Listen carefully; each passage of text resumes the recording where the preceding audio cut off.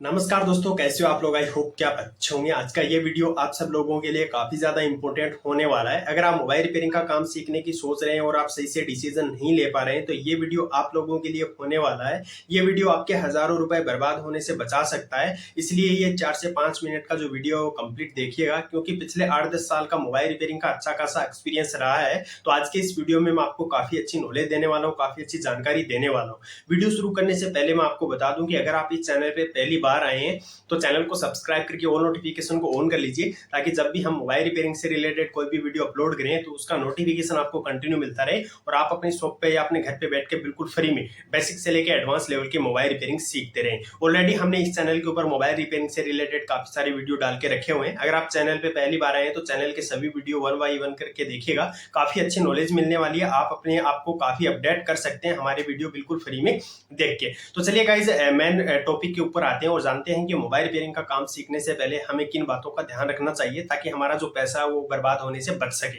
क्योंकि काफी सारे जो टेक्नीशियन भाई हैं उनको मैंने कमेंट करते हुए देखा है कि सर हम मोबाइल रिपेयरिंग का काम सीखे हैं लेकिन हमसे मोबाइल रिपेयरिंग का काम हो नहीं पा रहा है, हमारा जो मोबाइल रिपेयरिंग का काम सीखने में जो पैसा है वो वेस्ट हो गया है और हमें बिल्कुल भी मोबाइल रिपेयरिंग नहीं आता है। काफी सारे ऐसे टेक्नीशियन भाई हैं जो कमेंट करते हैं कि सर हमने 2 से 3 बार मोबाइल रिपेयरिंग का ट्रेनिंग ले लिया है लेकिन उसके बाद भी हम अपनी सीट पे बैठ के काम ठीक से नहीं कर पा रहे और हमारा जो फीस का पैसा है वो भी चला गया है। काफी सारे हमने टूल बाय कर लिए, उनके भी पैसे चले गए हैं और हमें लगता है कि हमारा जो पैसा है वो वेस्ट हो गया है, बर्बाद हो गया है और पैसा हमारा रिकवर नहीं हो पा रहा है। इस तरीके की काफी सारी जो प्रॉब्लम्स है वो काफी सारे टेक्नीशियन भाइयों को देखने को मिलती हैं। तो आज इस टॉपिक पे अपन ठीक से बात करेंगे, इसको डिकोड करने का कोशिश करेंगे कि जब भी हमें मोबाइल रिपेयरिंग सीखना हो तो किन बातों का ध्यान रखना चाहिए ताकि हम जो पैसा इस लाइन के अंदर लगा रहे हैं, जो रिपेयरिंग सीखने में लगा रहे हैं या फिर टूल बाय करने में लगा रहे हैं, तो उसको हम अच्छे से रिकवर कर पाए। क्योंकि गाइज हमारा मकसद ये नहीं है कि हम मोबाइल रिपेयरिंग सीख लें या फिर काफी सारे टूल खरीद लें। हमारा मकसद ये है कि हम काम सीखें, टूल बाय करें और उस टूल से और जो हमने काम सीखा है उससे गाइज हम काफी अच्छा जो पैसा है वो अर्न कर सकें। क्योंकि हम अर्निंग के लिए ही काम सीखते हैं। जब हमारा पैसा है वो अर्निंग होता ही नहीं है, मतलब कि काम सीखा है आपने, टूल भी ले लिया है और उसके बाद कोई आउटपुट आपका अच्छे से नहीं निकल रहा है तो उसका कोई मतलब नहीं रहता है। ठीक है, तो आपको किन बातों का ध्यान रखना चाहिए इस पे अपन यहाँ पे बात करते हैं। क्योंकि गाइज अभी के टाइम में अगर आप देखेंगे तो लगभग अगर आप कहीं पर भी आप किसी भी ट्रेनिंग इंस्टीट्यूट में अगर मोबाइल रिपेयरिंग सीखने के लिए जाते हैं तो लगभग आपका मान लीजिए कि 50-60-40 हजार रुपए आपका ट्रेनिंग का फीस हो जाता है, रहना खाना हो जाता है। इसके अलावा गाइज आप टूल जब लेंगे तो 60-70 हजार रुपए का टूल भी हो जाएगा अगर आप नॉर्मली लेंगे तब। अगर आप हाई लेवल के टूल्स लेते हैं तो और भी ज्यादा चला जाएगा। तो मान लीजिए लगभग 1 से 1.5 लाख रुपए अगर आप खर्चा कर देते हैं और उसके बाद कोई भी आप अर्निंग नहीं कर पा रहे हैं तो कहीं ना कहीं गाइज अंदर से दुख होता है। क्योंकि काफी सारे टेक्नीशियन भाई हैं जो पैसा है वो इधर उधर से करके इस लाइन में लगाते हैं और उसके बाद आउटपुट नहीं निकलता, तो कहीं ना कहीं परेशानी का ये कारण बनता है। तो हम इसको अच्छे से समझते हैं कि काम सीखने से पहले हमें किन बातों का ध्यान रखना चाहिए। देखिए गाइस, मोबाइल रिपेयरिंग का जो काम है वो अगर आप सीखना ही चाहते हैं तो पहली बात तो आपका इसमें इंटरेस्ट होना चाहिए। अगर किसी दूसरे बंदे को देख के आप इस लाइन में आ रहे हैं और आप काम सीखना चाह रहे हैं तो कहीं ना कहीं आप मिस्टेक कर सकते हैं, ये आपकी गलती भी हो सकती है। ठीक है, तो इस पे आपको एक बार विचार करना चाहिए कि आपका इसमें इंटरेस्ट है या फिर नहीं है, क्योंकि वही काम करना चाहिए जिसमें आपका इंटरेस्ट हो ताकि आप उसको लंबे टाइम तक कर सकें और उसको अच्छे से कर सकें।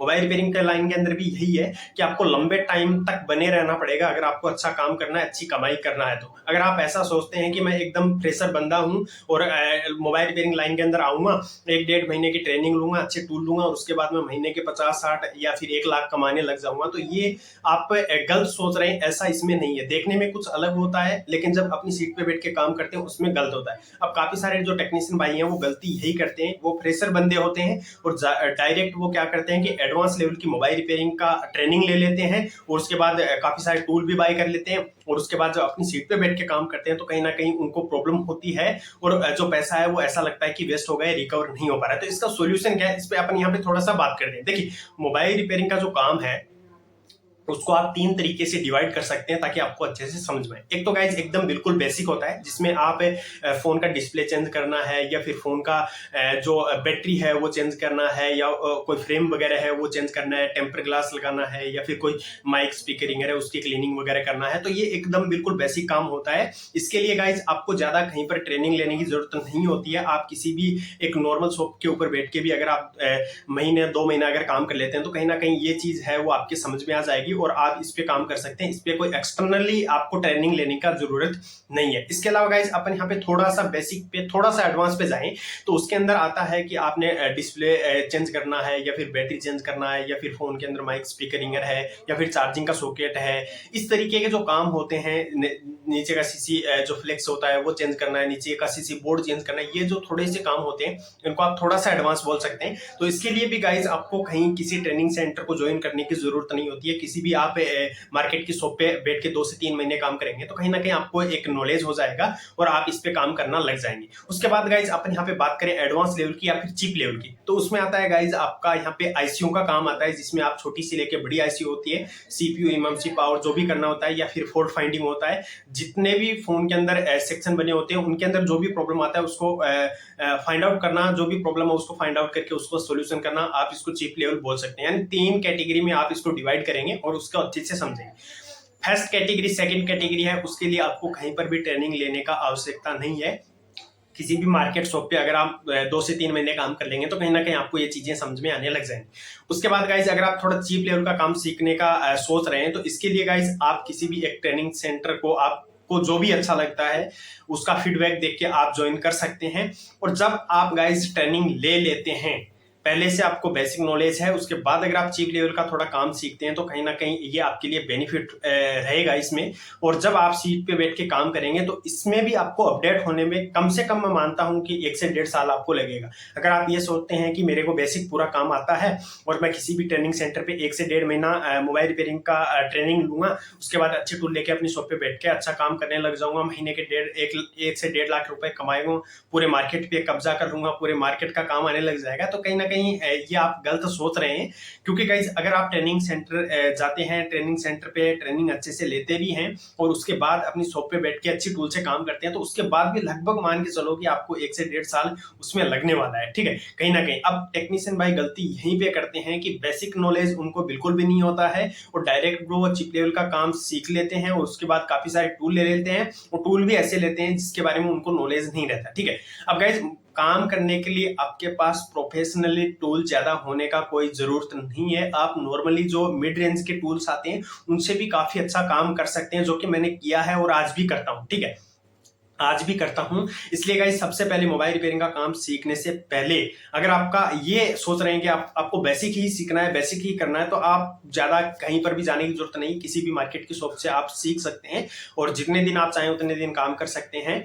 और उसके अलावा गाइस अगर आपको बेसिक नॉलेज पहले से या फिर आपने बेसिक नॉलेज पहले ले लिया है और उसके बाद चीप लेवल सीखना चाहते हैं तो कहीं ना कहीं आप चीप लेवल का काम सीखने पे 1-1.5 साल का टाइम उसमें लगेगा। उसके बाद ही आप थोड़ा अपडेट हो पाएंगे, क्योंकि देखने में चीजें अलग होती हैं। जब अपनी सीट पे बैठ के काम करोगे और जो प्रॉब्लम आप फेस करोगे उसका सॉल्यूशन निकालोगे तब जाके आपको पता चलेगा कि कहीं ना कहीं इसमें प्रॉब्लम होता है। अगर आपके साथ में भी ऐसा हुआ है कि आपने ट्रेनिंग लिया, उस टाइम पे तो आपको लगता है कि मैं पूरा काम कर दूंगा, ये कर दूंगा, वो कर दूंगा, और लेकिन जब आप अपनी सीट पे बैठ के काम कर रहे होते हैं उस टाइम पे आपको जो प्रॉब्लम आती है, जो फॉल्ट आते हैं फोन के अंदर और उसका सोल्यूशन नहीं हो पाता है, तो ऐसे में आपको लगता है कि आपका पैसा वेस्ट हो गया है। ट्रेनिंग सेंटर जो भी आपने ज्वाइन किया, जहां पे ट्रेनिंग लिया, उन्होंने सही से ट्रेनिंग नहीं दिया है। काफी सारे टेक्नीशियन भाई ये भी सोचते हैं कि जहां से हमने ट्रेनिंग लिया है वहां पे हमें सही से ट्रेनिंग नहीं मिला है, इसलिए हम अच्छे से काम नहीं कर पा रहे, लेकिन ये गलत सोचते हैं। जितने भी ट्रेनिंग सेंटर हैं, जितने भी टीचर्स हैं, वो अपने आप को एकदम बेस्ट देने का प्रयास करते हैं। उनके पास जितना भी नॉलेज होता है वो कहीं ना कहीं उससे ज्यादा ही देने का प्रयास करते हैं। ठीक है, और उसके बाद जब आप अपनी सीट पे बैठ के काम करते हो तो कहीं ना कहीं आपको अपडेट होने में 1 से 1.5 साल लगेगा और उसके बाद ही आप खुद से अच्छे से काम कर पाओगे। ठीक है, अब आप ऐसा सोचते हैं कि आपको ट्रेनिंग सही से नहीं मिला है, तो गाइज मैं आपको बता दूं कि ये आप बिल्कुल गलत सोच रहे हैं। ठीक है, आपकी 20% जो मेहनत है वो आपको 80% रिजल्ट दे सकती है। अगर आपको ठीक से 20% भी काम आता है तो कहीं ना कहीं आप मोबाइल रिपेयरिंग लाइन के अंदर 80% जो फॉल्ट आते हैं ना उनको आप बना लोगे। ठीक है, 20% बोल सकता हूं कि आपका ना बने, लेकिन आपको 20% मेहनत करने के बाद 80 मिल रहा है तो गाइज ये काफी अच्छी चीज है, लेकिन 20 आपको अच्छे से आना चाहिए। इसलिए गाइस जरूरी नहीं है कि आप पूरा चीप लेवल सीख सकें। आपके पास 10 फोन आते हैं, 10 के 10 आप रिपेयर करके दें, ये जरूरी नहीं है।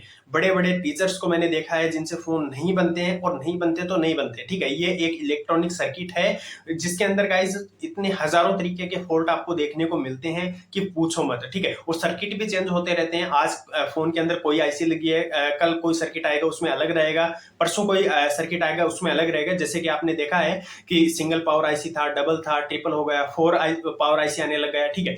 तो पहले ईएमएम से आता था, ठीक है, ईएमसीपी आया, ठीक है, अभी यूएफएस आने लग गया, रैम अलग से आता है।